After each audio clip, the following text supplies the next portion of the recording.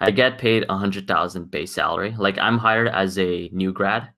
Hey guys, welcome to this episode of Reality versus Expectations, where I get people from different careers and I have them write about 5 cards of what they thought their career was going to be like versus what it's actually like.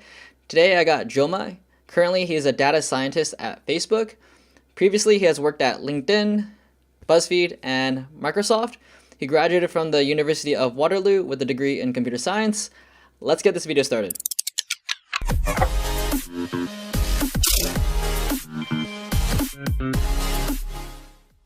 Hey guys, today I got Joma. He works as a data scientist at Facebook. But Joma, can you tell me the story about how you became a data scientist? Yeah, sure. So I did a lot of internships when I was in college. I did some software engineering internships, and then I also did a data scientist internship at Facebook. And then after that, I worked full time at BuzzFeed as a data scientist. And then finally, I came to Facebook as a data scientist. Can you walk me through a day in your life as a data scientist? Yeah, sure. So mostly what we do is we come into work and then usually we have a lot of meetings because we have to talk about what are like the next goals and what metrics to track for our team. So for example, I work for videos at Facebook, and basically what I do is I query a lot of queries, getting some data to try to make decisions for the PMs. Give me an example of a specific type of data that you're looking for. Yeah, sure. Like for example, we want to see, all right, what countries are doing like most well for our shows? Because now we have a watch tab on Facebook, and we want to know which countries are doing the best and which country should we invest in. And that's one way to look at it. And how did you become qualified to get a data science job?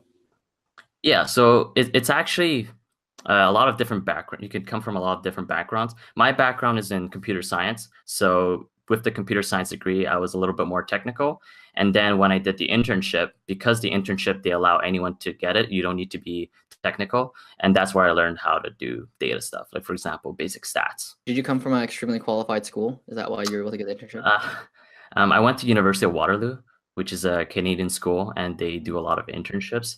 I wouldn't say it's like the best school in the world, like it's not Ivy League at all, but we do a lot of internships, and maybe that's why we get more preference over other schools. Okay, so let's Yeah. go through the reality versus expectation questions. What's your All right. first card? So my first card is most people think you need a PhD to be a data scientist. And that's actually a myth because I don't have a PhD. I actually just have a bachelor. And then at Facebook, I've met many people that had a neuroscience degree or even someone that had a family and sexuality degree. And most people come from consulting backgrounds. So yeah, so you definitely do not need a PhD. I think the reason why people are confused by it is because when you think of data science, you think of the machine learning data scientist. Since they came from different backgrounds, how did they teach themselves or how did they learn the skill well enough to get a job Mhm. in those S- cases? So there's two ways. Either you do an internship or you just study basic stats. Because to be honest, it's less about learning the fundamentals or like being really good at the stats to be good at this data scientist. You usually have to have more empathy to be good at data scientist because you have to ask the right questions and then answer them thoroughly. Because technically, it's not that hard. You only need to know some SQL queries, maybe a little bit of Python, which everyone can learn. What's reality versus expectation cards number 2? Yeah, so this is a little bit related to the previous one. Most people think data scientists work solely on machine learning and like artificial intelligence, but that's not true. I just want to talk about the three archetypes of data scientists. There's one, it's data science analytics. That's what I am. And then I'll talk about that later. And then there's data engineers, and then there's also data science core. That's what people at Facebook calls. So data science analytics, this is like us. We just look at data, we do some SQL queries, we process it, we make graphs, and we communicate to the product managers. And then data engineers, those are the one that retrieves the data, build the infrastructure so we can actually look at the data. And then data science core, those people are like the hardcore PhD with like recommendation models and forecasting. Awesome. What's card number 3? Yeah, so card number 3 is data scientist is just about putting a bunch of data in a black box model, and then it would just output an answer. So that's very not true because what's most important in data science is about, like I said, empathy and also understand what the real questions are. I'll give you an example of why we can't just put in a black box. Now, black box, what happens is you give it input and then you say what to optimize for. Now, imagine you have a video product and you want to focus on a specific country in the emerging market and then to help boost your video product. And then what you want to optimize is time spent. It makes sense, right? Because you want to make people watch more videos. And then you put in a black box and it says, oh, Vietnam or Thailand is the best country. But then that doesn't tell you the whole story, because what if the reason why they spend so much time, it's because they're just spending time buffering or loading the video. So that's why you can't just put things in the black box, because you have to understand exactly what's happening to the users on the other side. Can you define black box? Yeah, so black box meaning like models that people pre-create. For example, a simple linear regression or like a random forest or even like a deep learning model. Sometimes you can't solve problems just by putting data in these models. So that's what I mean by black box. I mean, it kind of relates to like how everyone thinks correlation equals causation. Like if two Mm, things correlate, they think it's causing.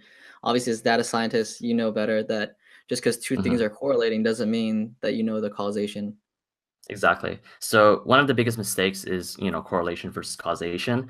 And you would always find a correlation and then you would optimize on that certain thing, thinking that it would benefit the other thing. For example, time spent correlates with likes, for example.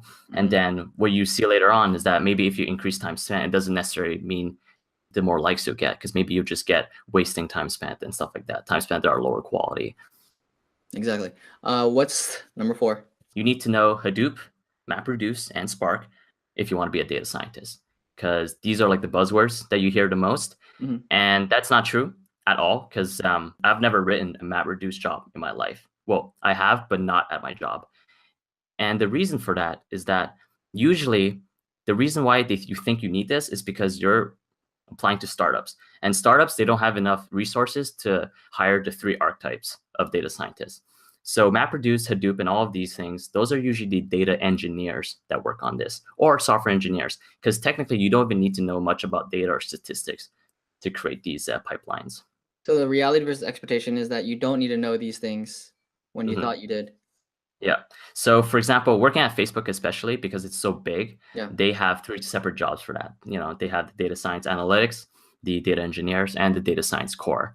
So data engineers would do all of that, and you wouldn't even need to think about it. You could just focus on, impact and thinking about you know, how to make the product better with the product managers. If someone wanted to get into data science today, what website should they go to learn more? I personally don't use any websites, and I wouldn't recommend websites. I think you should definitely just try to get an internship. And to be honest, this is a little bit harder, but if you do have a technical background like computer science, it would be better. And if you still can't do it, maybe try to get a consulting job and then move into data science. Okay. What's the last card? The better you are at statistics, the better data scientist you'll be. Yeah. So what I mean by better at statistics, we usually think about, oh, complicated models, advanced forecasting techniques, and stuff like that. I just want to tell you a little bit about what happened in my internship. We had 5 interns. One of them did some hardcore forecasting thing that's like really complicated. But the only thing it forecasted was, for example, the number of active users for that specific product. And maybe it was very accurate. But what does that give us for the product? What kind of like product recommendations does it give us? It doesn't really give us anything. So in the end, it's not about how good your stats is or how technical you are. Value can you add to the company? And that's what matters the most. Because if you do many complicated things and like a lot of machine learning stuff, but in the end you're not giving any value to the company, even if it's so cool, even if it's like really advanced stuff, it doesn't matter. Because I could do the same thing with a simple logistic regression or like a linear regression. As long as it has impact to the company, then that's what you're valued at. It's interesting that you're saying that. It's almost like working as a developer too. It's related Hmm. that you can develop this complicated code, but if it doesn't have any functionality, then there's no point. Like it's kind of like Hmm. the difference between like doing something theoretical versus doing something practical. Like theoretical get so Hmm. complicated, but if you can't use it, then what's the point? Right, exactly. So, I mean, a lot more than often, I see people over-engineer softwares, and then yeah, it's really good and it's modularized, but nobody can touch it because they just don't understand how to use it, and that's useless. All right, Joma, last question. Hmm. If you could go back and to the beginning of your career, you're a freshman, you just graduated high school, Hmm. would you do data science all over again? That's a little bit of a hard question because I do enjoy data science now, but I think there are some things that I would like to do more.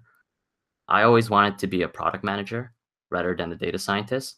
Unfortunately, like through the schooling that I had done, I didn't develop the skills as a product manager. I developed the skill as a data science or as a software engineer. So if I had to redo it, I probably would have focused more on like the business side of things. What did you see in your professional career where now you would prefer to be a product manager than a data scientist? Yeah, so I saw that product managers, they focus more on execution, and they also get more of the credit when things go well in terms of different products. Like in some sense, a data scientist is like the right hand man of a product manager. A product manager is like a mini CEO of the feature. So I always love thinking about products and thinking about new and innovative way to think about how to reach users and how to make their lives better. But usually it's the PMs that have the final say. I get paid 100,000 base salary. Like I'm hired as a new grad. I get paid the minimum. I get 120,000 equity for 4 years. That means like 30,000 equity per year. And then for the first year, you get $30,000 bonus for your first year. And then you also get some random relocation bonus that's worth like 15,000 or something like that. I hope you enjoyed that interview with Joma. If data science sounds like a profession you might want to start learning about, consider taking this course I linked in the description on Skillshare. I'm your instructor, Frank Kane, and I spent over 9 years at Amazon.com and IMDb.com developing and managing some of their most famous features like Recommended for You. And I think it's a great introductory course, and with Skillshare you can get access to over 18,000 courses for $15 a month. What a great deal. And with that being said, I'll see you guys next week. Bye.